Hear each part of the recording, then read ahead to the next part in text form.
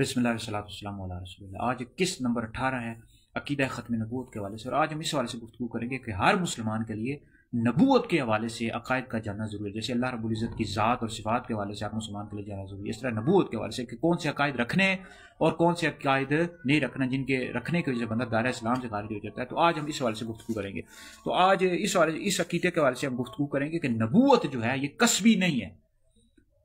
یعنی نبوت وہبی ہے، یعنی اللہ رب العزت کا فضل ہے، جسے چاہتا ہے اللہ رب العزت عطا کرتا ہے۔ اب کسبی کا کیا مطلب ہوتا ہے؟ مطلب یہ ہے کہ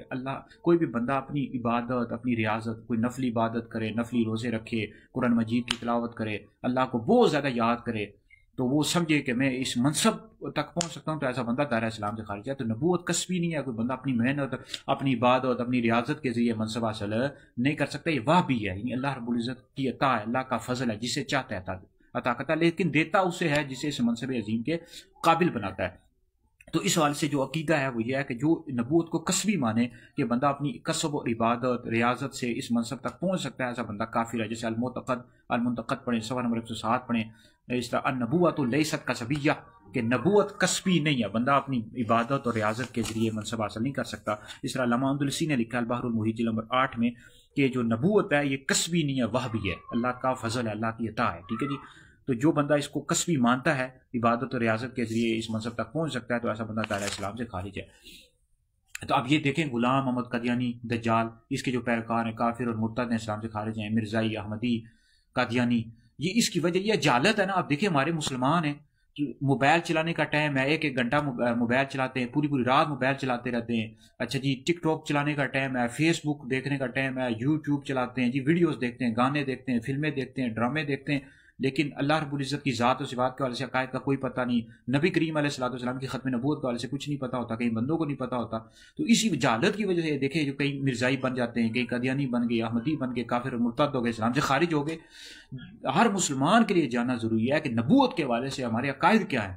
اسی وجہ سے ہم یہ ویڈیوز جاری کرتے رہتے ہیں، روز میں قسط وار تفصیل کے ساتھ ختم نبوت کے حوالے سے گفتگو کرتا ہوں کہ آپ لوگ یہ سنیں۔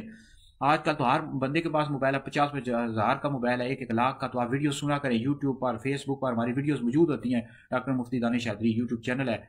تو یہ لازمی سنا کریں بھائی، توجہ کیا کریں۔ اب یہ جو ہے غلام محمد قادیانی دجال، یہ اس کو نبوت کو کسبی مانتا تھا اور نبوت اصلی کا مدعی تھا۔ اس حوالے سے بھی ہم تفصیل کے ساتھ گفتگو کریں گے۔ اس کے جو پیروکار ہیں وہ کہتے رہتے ہیں جی یہ تو ذلی بروزی نبوت کا قائل تھا۔ ذلی بروزی کا مطلب ہوتا ہے کہ نبی کریم علیہ السلام کی محبت میں فنا ہو کر کوئی بندہ یہ جو عظیم منصب ہے یہ حاصل کر سکتا ہے، یہ ہرگز بھی درست نہیں ہے، اور ایسا بندہ بھی کہنے والا کافر اور مرتد اسلام سے خارج ہے، جو کہے کہ ذلی بروزی نبوت کسی بندے کو مل سکتی ہے،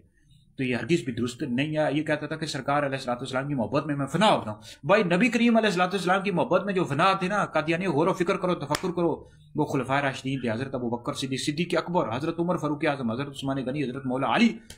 وہ بھی نبی نہیں ہے۔ نبی ہمارے جو نبی ہیں حضرت محمد مصطفیٰ صلی اللہ علیہ وسلم، اللہ رب العزت کے آخری نبی ہیں، جو آپ علیہ السلام کے بعد کسی کے لیے بھی نبوت مانتا ہے ایسا بندہ کافر اور مرتد اسلام سے خارج ہے۔ صحابہ کا مقام و مرتبہ اپنا ہے، اہل بیت کا، پھر اللہ کے جو ولی ہیں ان کا اپنا مقام و مرتبہ ہے، لیکن یہ نبی نہیں ہے، اللہ کے نیک بندے ہیں، ان کا ہم احترام کرتے ہیں، ان سے محبت کرتے ہیں۔ تو انبیاء کے بعد سب سے افضل ابوبکر ہیں، پھر عمر ہے، پھر عثمان ہے، پھر علی ہیں، ہر ایک کا اپنا اپنا مرتبہ ہے۔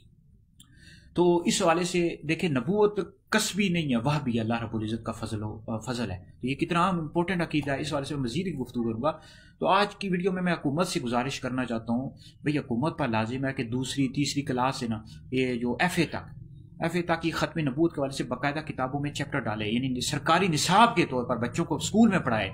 پڑھائے، کالجز میں پڑھائے، یونیورسٹیوں میں بچوں کو پڑھائے کہ نبی کریم علیہ الصلوۃ والسلام کی ختم نبوت کے حوالے سے تفصیل کے ساتھ، یعنی اس میں چیپٹرز موجود ہوں، ہر کلاس میں بچوں کو پڑھایا جائے۔ سب سے پہلے جو اسمبلی ہوتی ہے اسکول میں، ختم نبوت کے حوالے سے باقاعدہ بتایا جائے کہ ہمارے نبی حضرت محمد صلی اللہ علیہ وسلم اللہ رب العزت کے آخری نبی ہیں، جو آپ علیہ السلام کے بعد کسی کے لیے بھی نبوت مانتا ہے سب بندہ کافر اور مرتد اسلام سے خارج ہے، جیسے قادیانی، مرزائی، احمدی۔ تو بھائی حکومت سے گزارش ہے، پاکستان کی حکومت سے بھائی گزارش ہے کہ آپ لوگ جو ہے نا یہ بچوں کو پڑھائیں اسکول میں، مدارس میں تو پڑھایا جاتا ہے، لیکن اسکول کے جو نصاب ہے اس میں ڈالیں، اسلامیات کی کتاب میں، اردو کی کتاب میں لازمی ڈال دیں نبی کریم علیہ الصلوۃ والسلام کی ختم نبوت کے حوالے سے، تاکہ بچوں کے اندر یہ ذہن کے اندر راسخ ہو جائے، ان کو کوئی گمراہ نہ کر سکے۔ جو آپ بتائیں آج کل سوشل میڈیا، یوٹیوب کا دور ہے، قادیانی یوٹیوب چینلز پر بیٹھے ہوئے ہیں، اور اسی طرح یہ ٹی وی چینل انہوں نے بنائے ہوئے ہیں، لوگوں کو گمراہ کریں، مسلمان آ جاتے ہیں ان کے دھوکے میں، فراڈ میں آ جاتے ہیں۔ ظاہر بات ہے مسلمانوں کو معلومات ہی نہیں، آج کل مسلمان توجہ نہیں کرتے ان چیزوں کی طرف، عقائد کے حوالے سے سیکھتے نہیں، ان کو معلومات ہی نہیں ہوتی